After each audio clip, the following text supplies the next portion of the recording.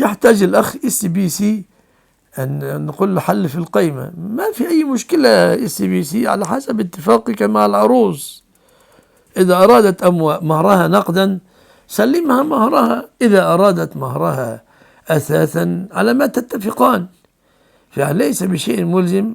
المهر يا SBC قد يكون نقدا وقد يكون عينا. صورة المهور تتنوع وتختلف وهي بالتراضي. فعلى سبيل المثال كان المهر على عهد رسول الله متنوع، أحيانا ذهب، أحيانا فضة، كما قال النبي: لو كنتم تنحتون من البطحان أو تغترفون من البطحان ما فعلتم هذا، لكثرة المهر الذي كان أعطي من بعض الناس. وأتيتم إحداهن قنطارا فلا تأخذوا منه شيئا. قد يكون حديقة، قال النبي لامرأة ثابت بن قيس: أتردين عليه حديقته؟ فكانت الحديقة مهرا. قد يكون خاتما من حديد، التمس ولو خاتما من حديد.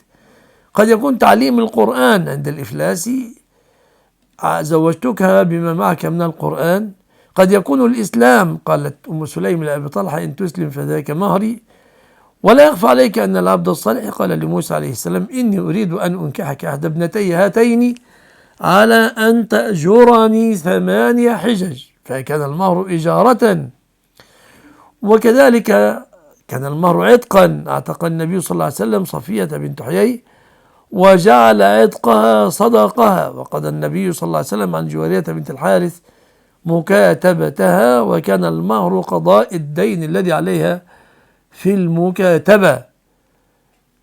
فتتنوع صور الصداق وهي بالتراضي. ممكن تقول لها: مهرك أن أرسلك رحلة للحاج تحجين، مهرك سيارة، مهرك غرفة نوم، مهرك جزء مؤخر وجزء مقدم، على ما تتراضى يا SBC.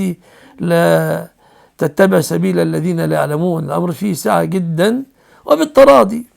أنت مثلا تقول ستتزوج بشكلك إنجليزي ولا ما يرضي، ستتزوج بصداق، لابد للمرأة من صداق. ما الصداق؟ إذا اتفقتما على شيء خير، اختلفتما وأحببتما أن تردان للعرف، كلاكما وافق على ذلك لا بأس. على الساعة يا SBC. فهمت أم لم تفهم؟ فلا تقول أتزوج بسلام. أتزوج بسلام لا تنتظر أن تتزوج بجهل. الجهل هو الذي يعني يعتريك. إذا أنت تظن أن القيمة مشكلة كبيرة جدا وأنها حرام فهذا جهل. لكن لو أنت فهمت ما ذكر الأمر اتسع عليك.